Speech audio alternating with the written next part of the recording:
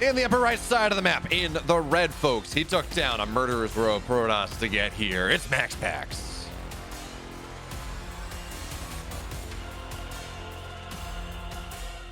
And in the bottom left, in the blue, he took a great, fantastic, close spot 2-0 series against Nightmare. It's Gerald.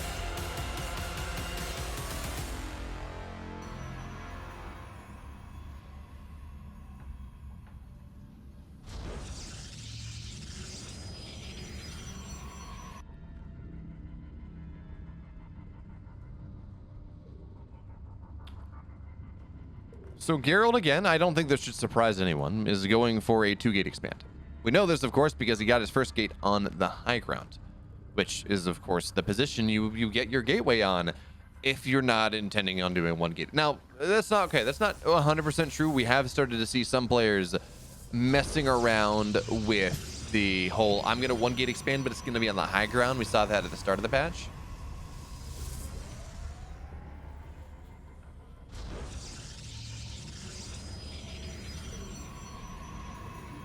Gonna have to see what happens, because again, for right now, it is, of course, a hey Kevin Mulback, thanks so much for the sub. It is a situation where MaxPax just does this to people. He gets ahead in the early game and he doesn't let go, and that the 1 gate expand just puts you ahead. And if anyone can break it, of course, it will be Gerald, but I don't know, it hasn't felt like he's been able to do that really all that much recently.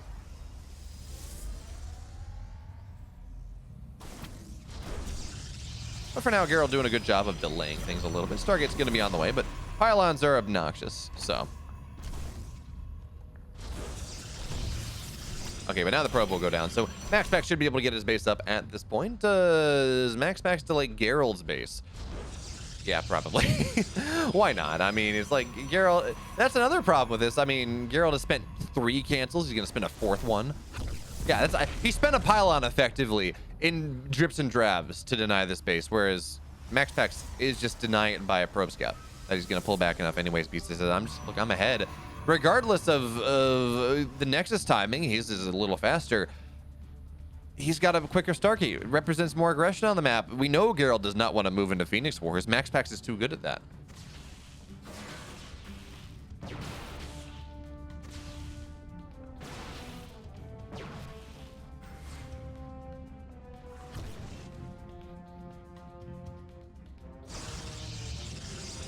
No depth for MaxPax on the high ground. It's not going to be able to get much of anything. Good wall there from... Good use of the Protoss wall. The Protoss door from Gerald, I guess. It's adorable. Yes, you do get to pick what color you play under as long as it's red or blue. As apparently ESL rules say you got to play under red or blue. When I was doing TSL, we were playing on orange and purple, which was a lot of fun.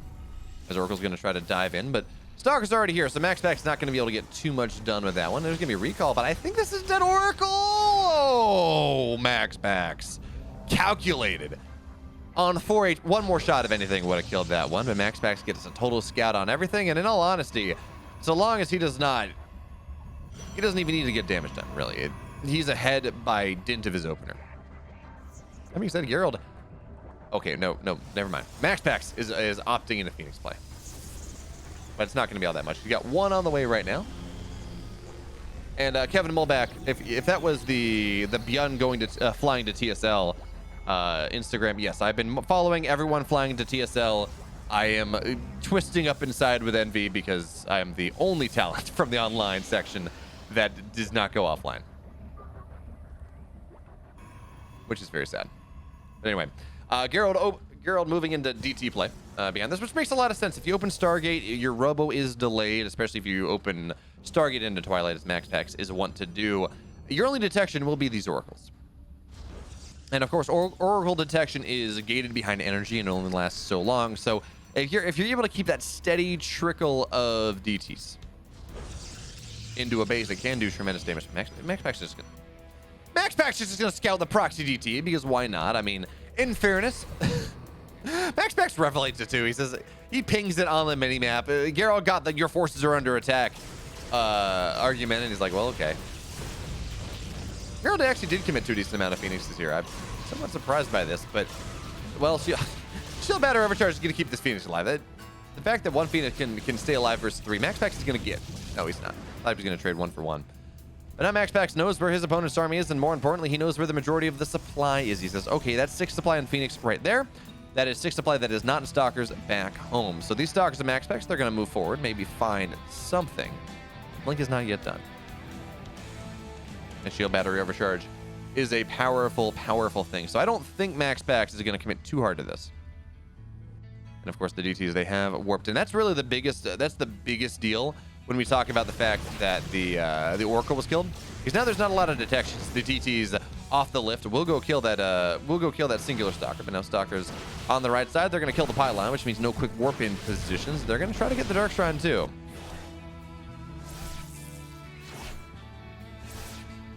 This pylon will fall, sure. The MaxPax, by killing this Dark Shrine, I mean, the Phoenix are not going to kill too many workers, not with a shield battery right there. Actually, never mind. 2 Phoenix are enough to knock that one down, but not if you live 2 at the same time. Bit of a mistake there from Gerald.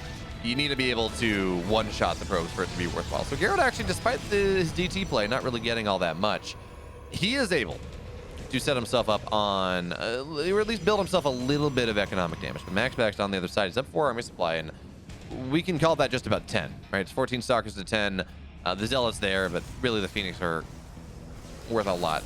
MaxPax is going to find a couple probes on the backside, kill 2. He blinks backwards, but Gerald is in good position here with a shield battery with blink of his own. That's not really going to be all that much. MaxPax is going to get that probe too. No, not really. Good concave though coming in for MaxPax. And he's going to find a way, try to find his way into the natural, knocking that pylon down, denying any sort of warping, denying some reinforcements there. And now MaxPax, he's the one that has the high ground in his opponent's own main base. So this is a bit awkward here, Gerald. What are you going to do? He's got a good surround happening. I think we may have to see a recall or a blip to blink out. There we go. MaxPax attempting to take the fight on one side. Some of the Stalkers of his opponent are incredibly low.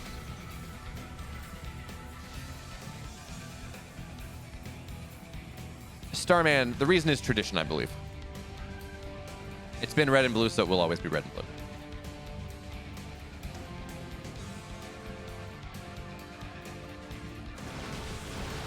But now MaxPax, I don't. Well, he's still getting aggressive here. Honestly, I don't know that he's going to be able to break through. But as long as he's doing this, he's maybe making Gerald not probe up. He's making him skip skip probe cycles.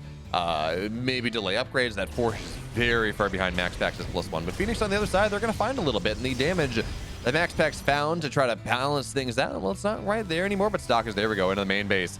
There's the snipe you're looking for. Pylon's going to go down to power 2 gateways, and then he's going to go a little bit further. Cybercore falls, which means, hey, folks, you want the Stalkers? Not anymore. They don't get built. And now he owns the high ground. How are you supposed to find your way up here? There's no shield. I guess there's a shield battery in the main base, but that's not really what you're looking for. So probes are going to have to get pulled here as MaxPax. He's looking for the checkmate move. A couple Zealots warping, because that's all that Gerald can really make. He's going to try to get on top of the Warp Prism, though, and they will get that one. So Stalker's now forced to run away, but still 16 probes have died.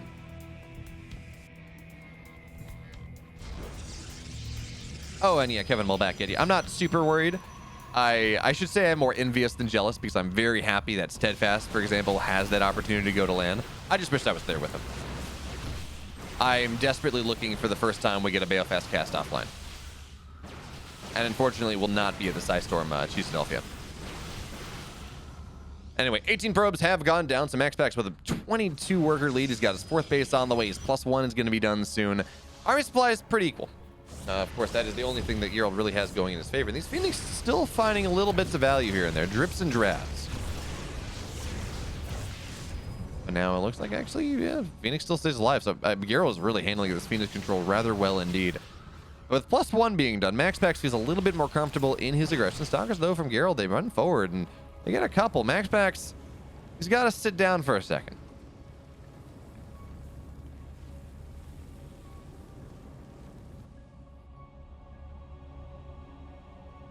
Oh, a couple Stalkers on the left side. That's a bit of positioning error, but it does mean MaxPax has drawn his opponent away from the forge. He's trying to snap that +1, build himself a 2 upgrade advantage. DTs, though, they're going to find their way in. And, folks, there's no detection at the 3rd base. None whatsoever. Because MaxPax, well, he's got his opponent distracted elsewhere, and now we're starting to see some real economic damage. Probes pulled off the 3rd base. 10 workers have fallen. Dark Templar's going to try to kill the base, but that's not really all that useful.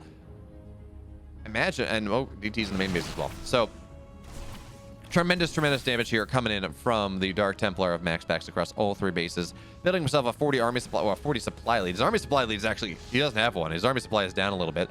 MaxPax, what are you doing with your probes here, bud? Just rally them into the middle of the map, because why the hell not? More Stalkers are going to warp in as MaxPax now starting to build that lead. And charge, yeah, Gerald's charge was depowered. Oh, that's unfortunate. You would love to have Zealots in this game, but that's not where we are right now. So the Zealots will never happen. It's Stalkers that are inferior tremendously versus just more Stalkers from MaxPax. He's a much better concave. Gerald desperately blinking for his life to even overcharge. We don't. It already has been spent somewhere else. So now the Zealots, they run forward. But again, they waddle forward. They do not have that charge. The Phoenix is going to have to join the fray. The Zealots, the charge loss for MaxPax, actually they're stuck behind things a little bit. But Gerald forced to tap out as we see just how damn good MaxPax is. How good he is at this game. On the north side of the map in the blue, down 1 against his teammate, it's Gerald.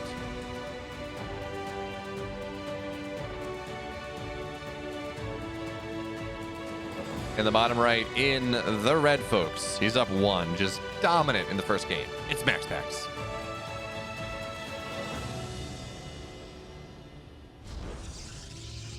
So the thing actually with that Starman, of course, players can pick their color, but it's supposed to be red versus blue in ESL events, is the fact that GameHeart actually controls skins. So as a caster, I can set the skins to be whatever I want.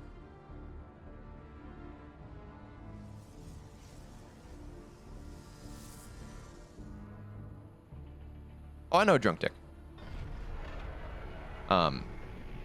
So you'll generally in tournaments, you'll see skins get set, but it doesn't quite allow for the unit by unit individuality that you can do on your account. Because of course, players, when they're playing competitively, they don't really want to see skins. So the way the GameHeart mod works, it means that only the observers can see the skins. And the players get default StarCraft, which is actually really cool if you think about it. I know plenty of other games that have complained about, like, oh, the skins are cool and all, but I don't want to see them in game. Like, I don't want to see my opponents having them. It's hard to deal with.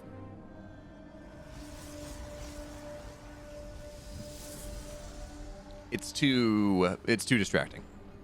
And certainly, of course, as skin feature creep moves on, I mean, if you look at Dota 2, I'm gonna regret this. Send it to me, Forbidden Boba. And if it's not against TOS, I might read a little bit of it on stream after we're done this evening. After the series is over.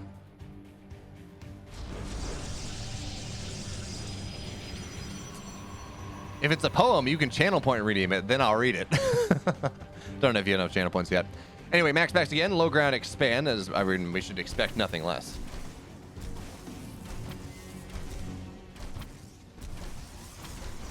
But again, Stargate's on the way for both sides. We're gonna see an Oracle pop out.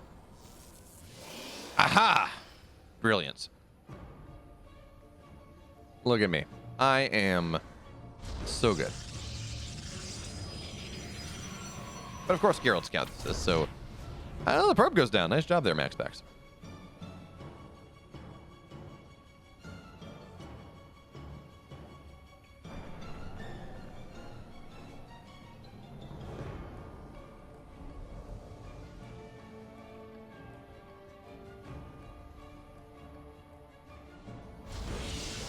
And here comes the Oracle onto the other side of the map from MaxPax. Again, ooh, Void Array behind this. And Gerald, he's got an Oracle on the way. Shield battery in the main base. Only halfway done. Yeah, this Oracle's going to get a lot. MaxPax, despite getting scattered out here, is going to force a recall. One worker will fall, make it 2. And Max, I feel like he might just... it's 4 Stalkers. You don't really want to do that one. So 2 workers will go down. And someone asked me earlier why they changed to armor tag. Well, it was a nerf to Phoenix play, of course, but also as a buff to defensive Stalkers.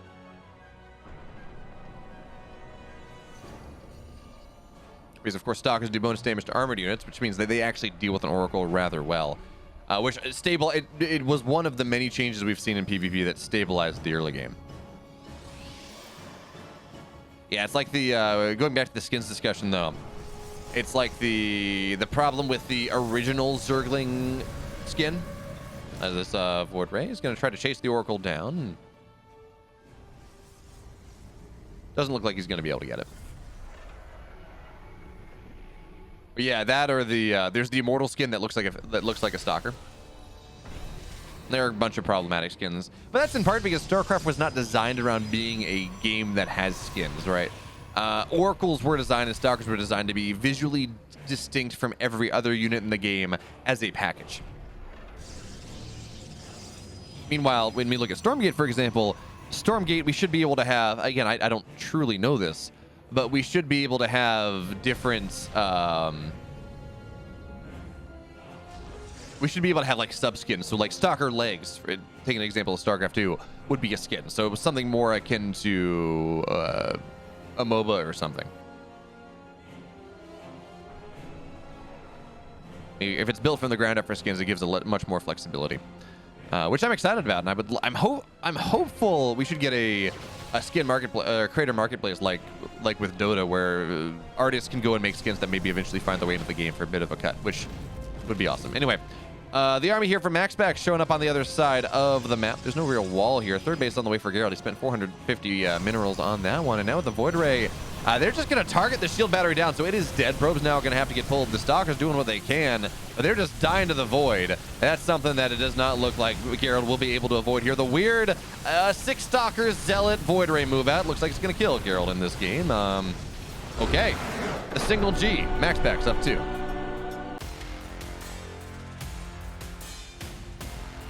In the upper right, in the blue, he's down 2. It's Gerald.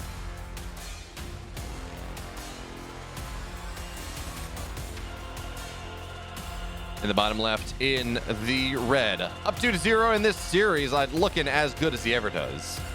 He is MaxPax.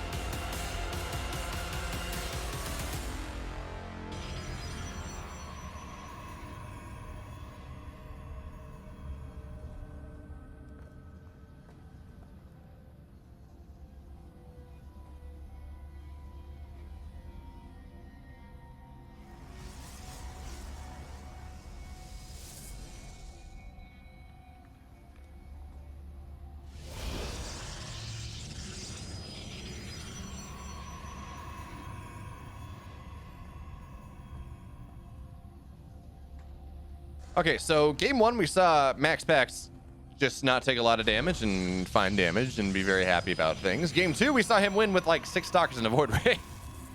Not really something that we expect.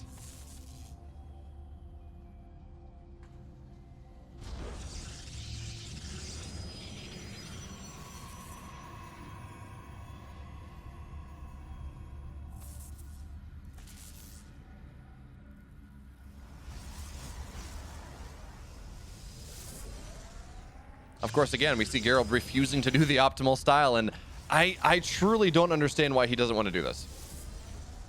On maps that are designed for it, when it clearly is the superior build. It clearly is the more efficient build. By player results, by the fact that all the best players in the world go for it, by the fact that Koreans will incessantly all-in MaxPax when he goes for this and still lose. Tells you how safe it is. Like Zest would, when Zest was not in the military, Zest would just, as a matter of course, all in MaxPax every single time he had an opportunity, and he would just lose to it. I mean, MaxPax would make the hold, and even in this new era, it's still not working out. But maybe a proxy Stargate is going to be enough. Maybe a proxy Oracle is going to be enough to maybe crack the tough nut that is MaxPax. But MaxPax in general is pretty good about getting a shield battery down. Not always.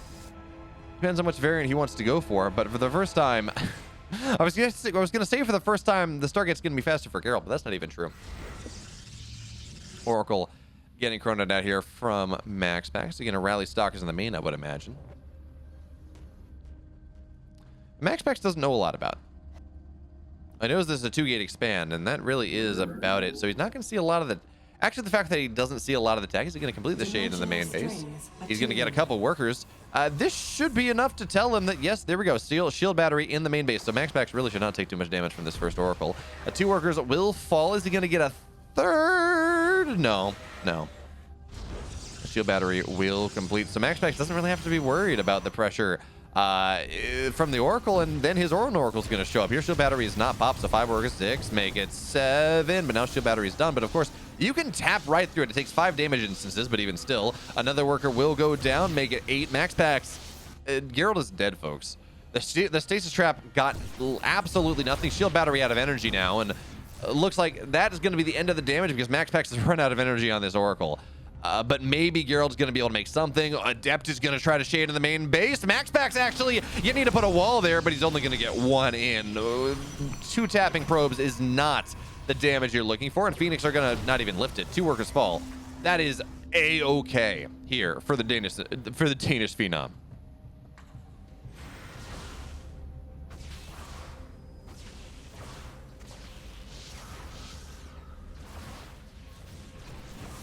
Oh wait, MaxPax lost 10 workers. Maybe this is going to be enough. Shield battery overcharge. What killed 10 of MaxPax's workers? Was there an adept I was just missing? 11 workers have fallen. Wait, the shield battery is full on energy. Oh, double Oracle. Okay.